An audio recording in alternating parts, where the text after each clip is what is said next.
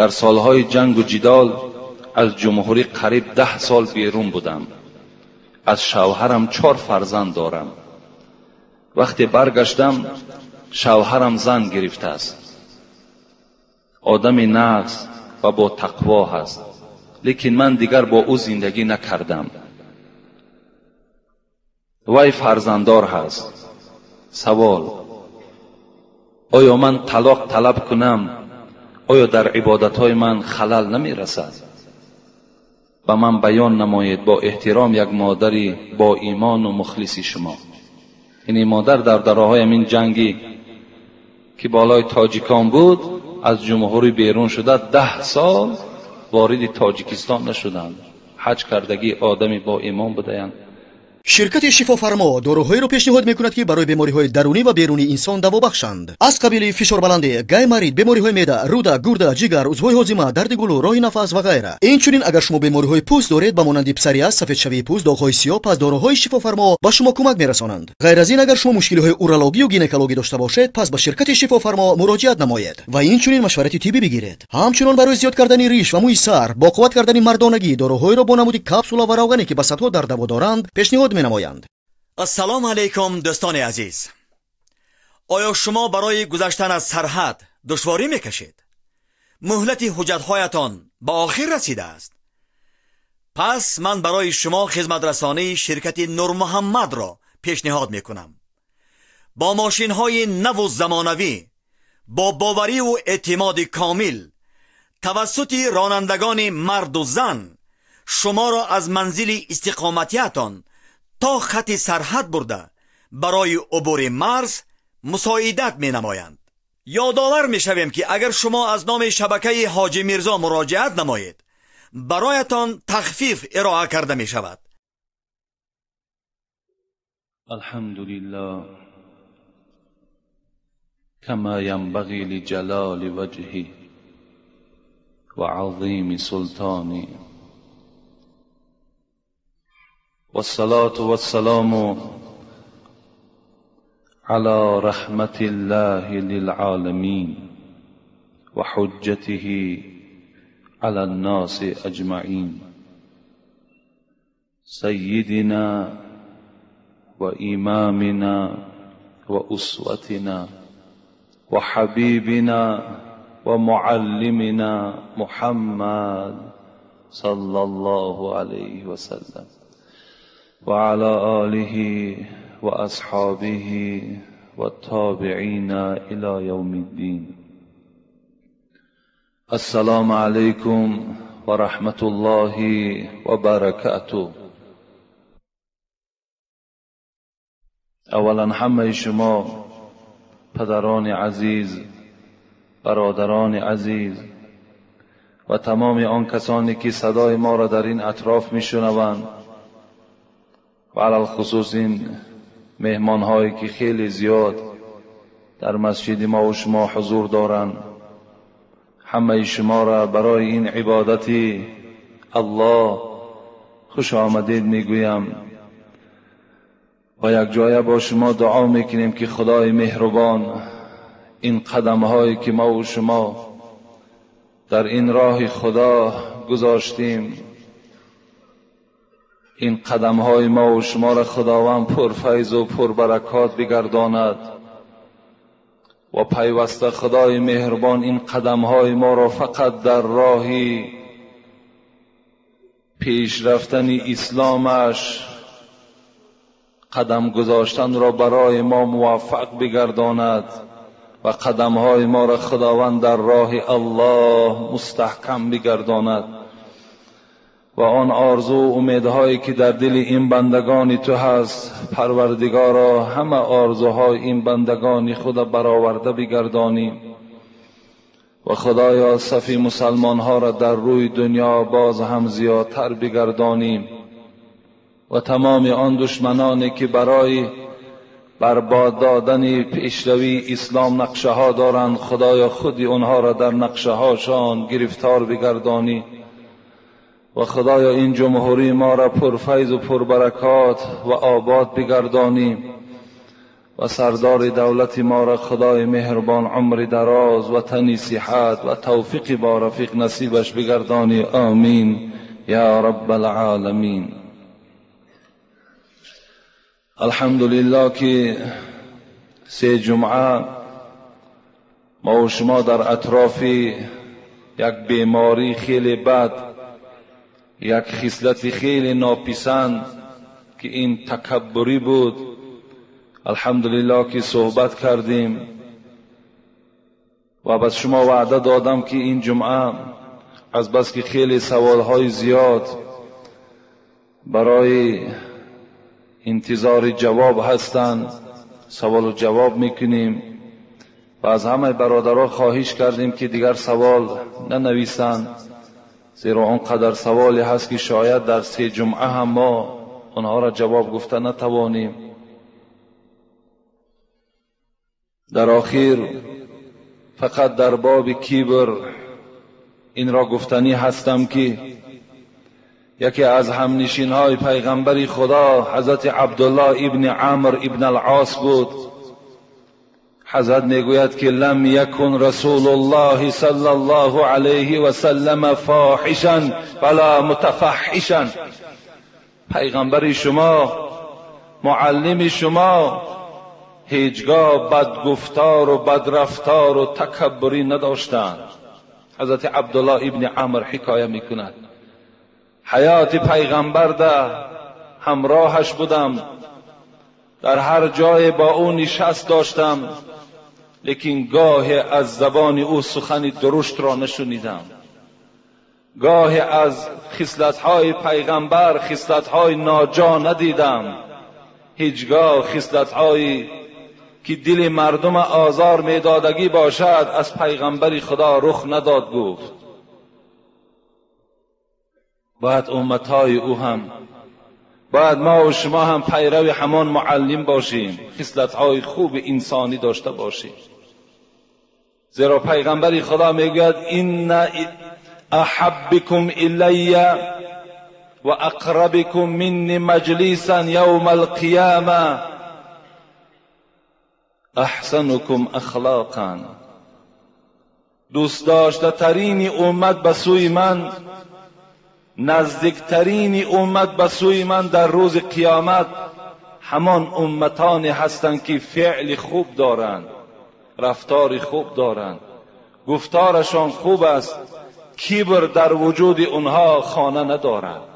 حبیب خدا گفتن بهترین امت من انا همان امتی هست که در وجود او کبر نباشد، بلکه بهترین خصلت باید که امت من دارا باشد.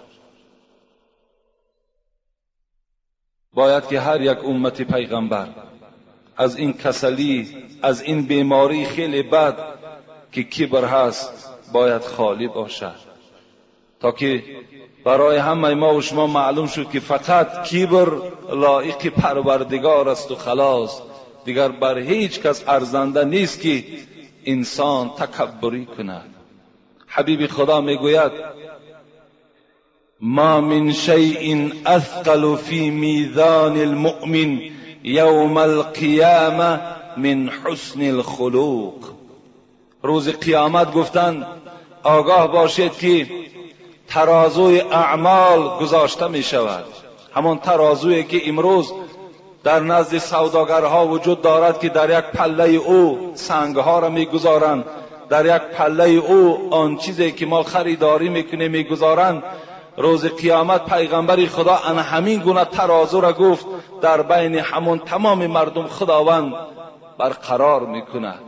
اون ترازو خیلی ترازوی کلانی هست و در آن روز پیغمبر خدا گفت عملهای شما را خداوند وزن میکند، وزن میکند. یعنی در جای آن سنگها و در جای آن مواد خوراکه چه ها گذاشته می شود؟ کردارهای نیک و کردارهای بد.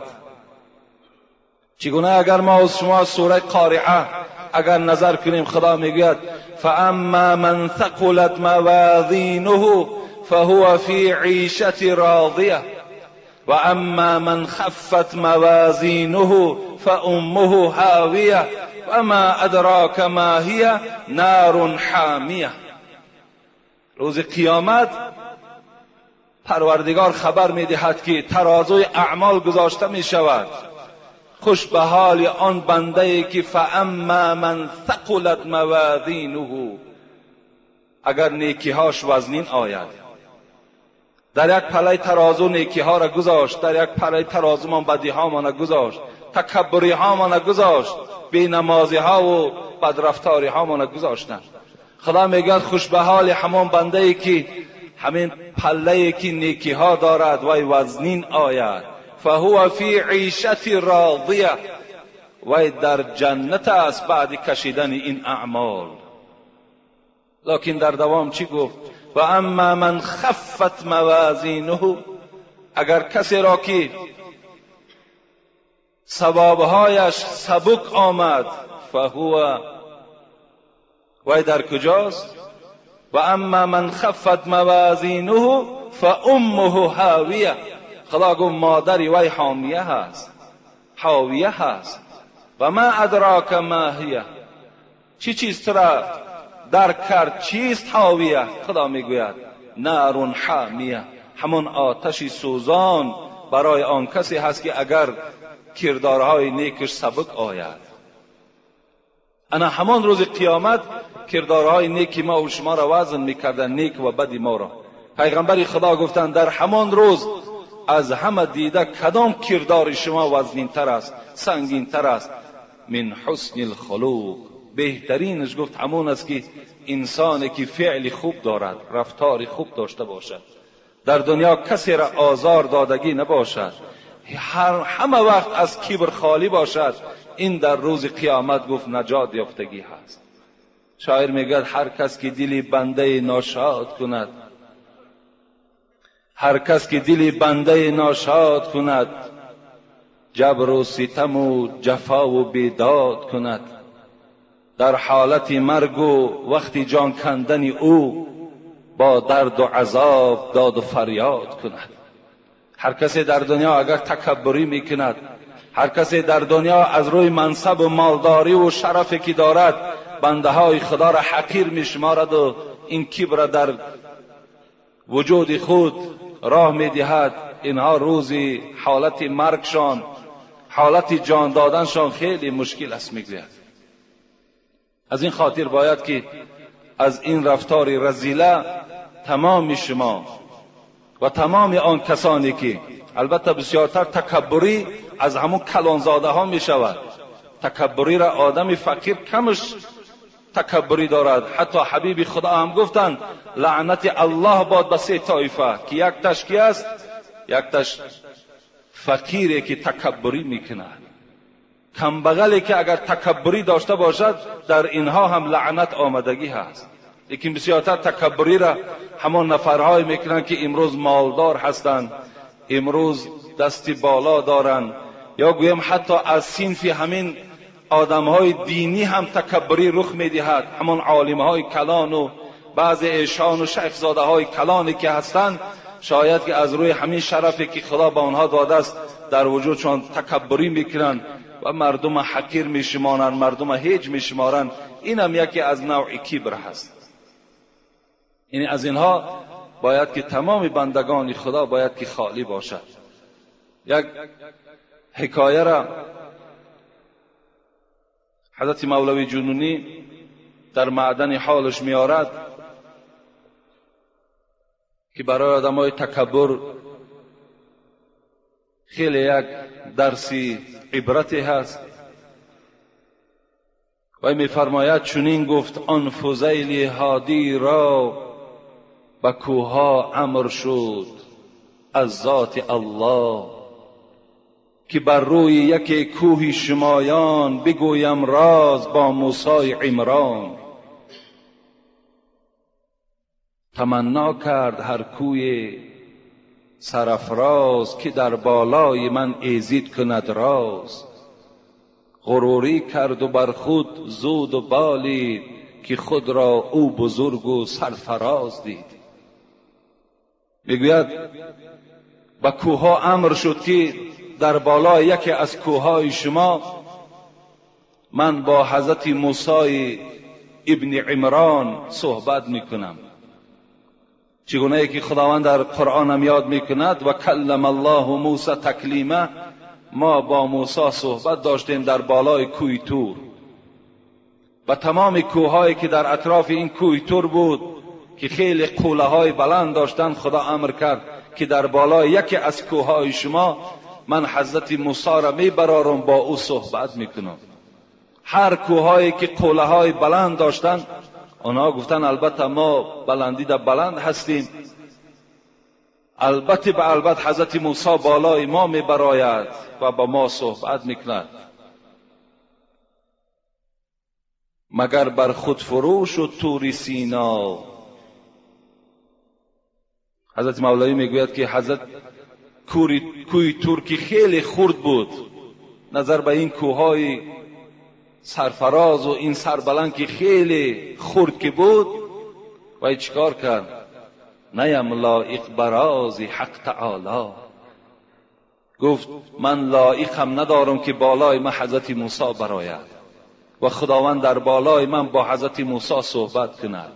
اینقدر کوههای بلند ماندگی نخواد که حضرت موسی در بالای من آمده و خدا با او در این بالای من صحبت کند. یعنی خودش خیلی چیکار کرد؟ پس شمارید، خیلی خودش را حقیر گرفت، یعنی خاکساری خودش نشان داد. حضرت مولوی میگوید زی پستی دید اون نور تجلی، منور شد زی نور حق تعالی.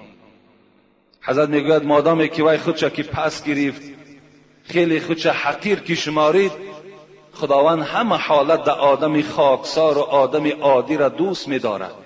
در حال حضرت موسی را امر کرد بالای کوه طور برآورد. این کوههایی که قله‌های خیلی بلند داشتند، آنها را یک طرف گذاشتن و بالای کوه طور برآمد. حضرت موسی با پروردگار راز گفت.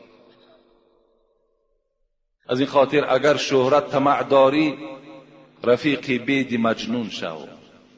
شاعر میگوید میخوای که شهرت در روی دنیا بلند شود، اگر شهرت طمع داری، رفیق بید مجنون شو، که او هر چند بالا میرود سر بر زمین دارد.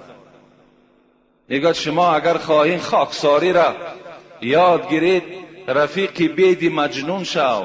همین مجنون بید بینید، اگر نوده های او را راست کنید چند قدر بلند است، لیکن هر چی بالا می رود باز همون نوده هاش به طرف پایان مایل هستند. هر کسی می خواهد که شهرت پیدا کنند، میگوید با همین بید مجنون برای او درس است. الحال میگذاریم به سوال ها که خیلی سوال های زیاد است. برای شما انشاءالله جواب های اینها را خبر میدهم. السلام علیکم حاجی محترم، من یک نفر مخلص دائمی شما. من به شما سؤال دارم و از شما التماس دارم که با سؤال من خود همین جمعه جواب گردانید. در ناحیه واسع زنی هست که دائم در اطاعت خدا است و میگوید که گویا در خانه‌اش فرشته ها از جمله بیبی فاطمه زهرا و بیبی عایشه صدیقه فرآمدند. وقتی که آدمان زیارت می روند، در وقت سجده گویا نور به چشم آنها نمایان می شده باشد. وقتی که من رفتم، در یک خانه پرده هست و در پس آن پرده کرپچه ها انداختند و می گویند که آنها در همین کرپچه ها نشستند. نه، دروغ هستند. حضرت بیبی فاطمه زهرا و بیبی عایشه صدیقه اولا از جمله فرشته ها نیست. اینا از جمله فرشته ها نیستند، اینا از جنس آدمند. این دختر پیغمبر و زن پیغمبر است. فاطمهش دختر پیغمبر، عایشه صدیقهش زن پیغمبری خداست. از این خاطر با این نوع زنهایی که این گونه دعواها دارند شما هیچگاه نزدیک نشوین. الحمدلله که امروز خیلی فهمیش شما بلند شدگی است. اگر باز به همین فهمیشاتون شما رفتن نزد همین خیل زنهایی که اینا جین دارن، اینا جینوره هستن، اینا بیمارن، یعنی جن خودش را در همه صورت در آورده میتواند مگر در صورت حبیب خدا در آورده نمیتواند. و این زنم از کجا میداند بیبی فاطمه زهرا چگونه صورت داشت، بیبی عایشه صدیقه چگونه صورت داشت؟ این جنها خودشون در همه صورت میدرارند، آدم گمراه میکنند. از این خاطر پیش اینها نروید. اینا تبابت هم کردن نمیتوانند و با این طریق تبابت کردن هم شریعت ما و شما حرام میداند. ان الله لم یجعل شفاءکم فيما حرم علیکم. خداوند در آن چیزی که حرام است در او شفا گذاشتگی نیست. از این خاطر الحمدلله امروز اینقدر طبیب‌های ما وجود دارد. امروز در بین ما و شما اینقدر دعاخوان‌هایی که از قرآن دعا میخوانند، رقیه ها میخوانند. از اون جمله این دعاگوی مسجد ما و شما مولانا وجود دارد و دیگر برادرها اینجا وجود دارند که از قرآن با قرآن انسان تبابت میکنند.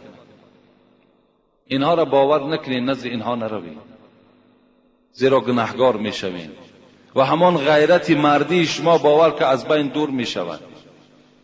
اینم نوعی از همون حاجت طلب کردن از مزارهاست، مثل همونها هست. چگونه مردم امروز گمراه کردن که بعضی از پیشواهای ما و شما گویا که این مزارها را میبینن و مزارها با اونا صحبت دارن. اون جن هستن، همش بیچاره گمراه میشود.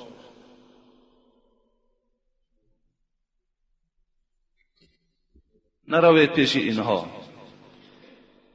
السلام علیکم اکای حاجی مرزا، زنها بی مشکل کشا میکنند، درست است یا نه؟ من به همه شما یک سخن میگم، همت آگاه باشین برادرای عزیز. من هر یک سخنی که برای شما میگم وای سند دارد، وای دلیل دارد. من از پیش خود هیچ صحبت کردن نمیتوانم، زیرا این صحبت های مرا تمام جمهوری گوش میکند و در هر یک فتوایی که من برای شما میدهم من در نزد خدا مسئولم، جوابگرم. شاید که من از شما دیده از خدا بیشتر ترسم، شاید. از این خاطر من آن چیزی که میگویم فقط برای آبادی اسلام است، برای پیشرو اسلام است، برای بیدار کردن شما است. از این خاطر فقط و فقط مدد از الله پرسید خلاص. نه پیش مشکل کشا روید، نه پیش مزارها روید، نه پیش فلانی روید. هیچ کدام اینها، قدرت اینها هیچگاه به قدرت الله برابر شدن نمیتواند. خداوند میگوید من انسان ضعیف آفریدم. انسان ضعیف از خودش. این زنهایی که مشکل کشا میکنند، آخه مشکل کشا فقط پروردگار است و خلاص، دیگر هیچ کس مشکل ما را کشادن نمیتواند.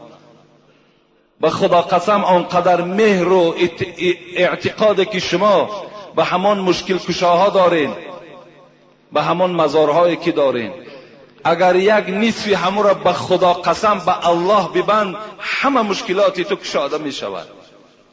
تو یک شب خیز از تحت دل 2 رکعت نماز خوان، یک ساعتی 3 یا 4 شب برای خودت اختیار کن.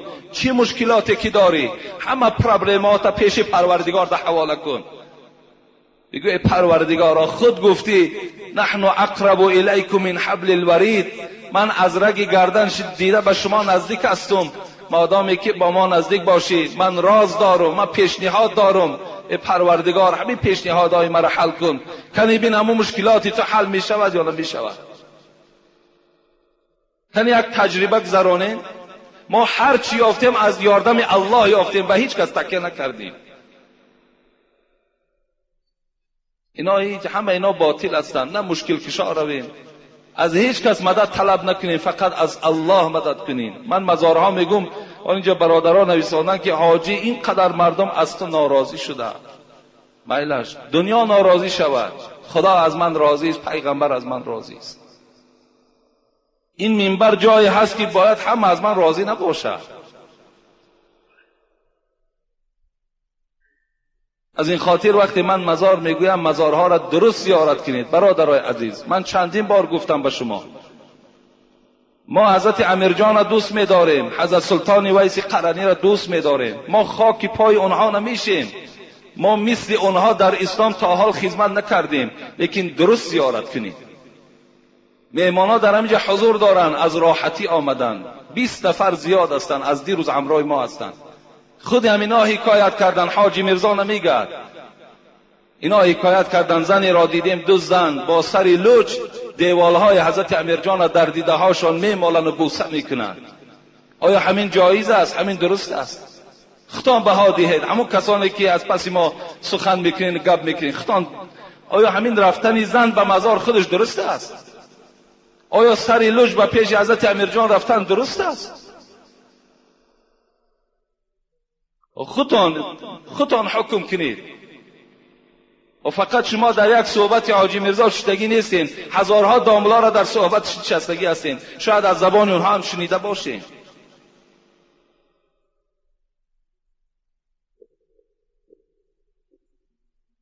انشاءالله حضرت امیرجان از ما به نهایت راضی هست، به نهایت راضی هست که ما مردم به راه درست دعوت داریم.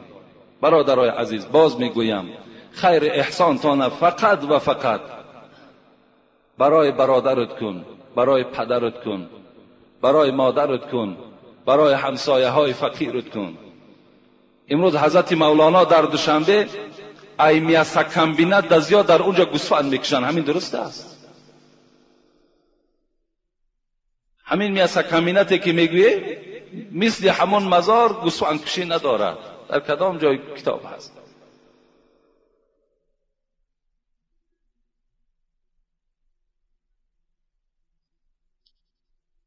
دوم، زنهایی که فرزندهای خود را میمکانند غسل میکنند یا برای نماز طهارت. مکاندن کودک این نه واجب غسل می شود نه شکننده های طهارت است.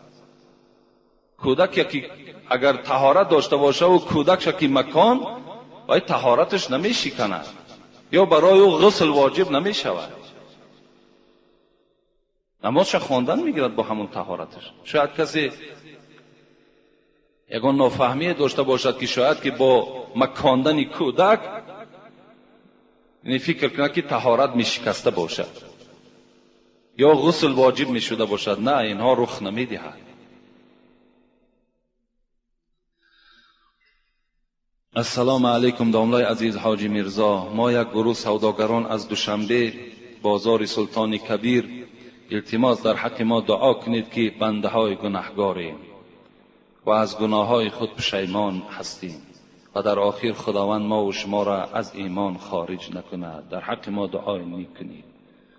این برادرای سلطان کبیر هم خدا برکت دهد. اکثریت سوداگرهاش برای همین آبادی مسجد ما این یک مبلغی هم روان کردند و دست برادر اکی حاجی آدینه و با نزدیکی هم یک سفر در دوشنبه داشتیم که یک مبلغی کلان از حساب مسجد قرضدار بودیم. الحمدلله که اونجا برادرهای یافت شد. برادرمان حاجی عارف و برادرمان قابل جان، برادرمان علی شیر، برادر دیگرمان اکی خلیل، اینها همکاری کردند و این قرض البته ما کندیم. یک جا در حق همه اینها دعا کنیم که خدای مهربان دولتشان زیاده بگرداند، گناهاشون خدای مهربان مغفرت بگرداند و به تمام آرزوهای نیک دنیوی اخروی خدای مهربان موفقشان بگرداند. آمین یا رب العالمین. داملای محترم، من مادر هستم، عبادت میکنم، حج کردم. در سالهای جنگ و جدال از جمهوری قریب 10 سال بیرون بودم. از شوهرم 4 فرزند دارم. وقتی برگشتم شوهرم زن گرفته است. آدم نقص و با تقوا هست، لیکن من دیگر با او زندگی نکردم. وی فرزنددار هست. سوال: آیا من طلاق طلب کنم؟